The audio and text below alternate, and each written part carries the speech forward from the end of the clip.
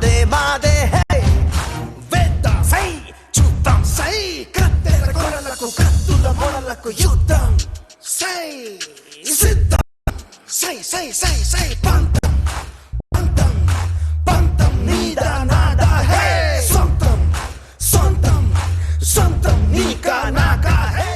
మన హీరోల పోటీ బానే ఉంది గానీ దంగల్ లాంటి మంచి సినిమాలు తెలుగులో కూడా వస్తే బాగుంటుందేమో.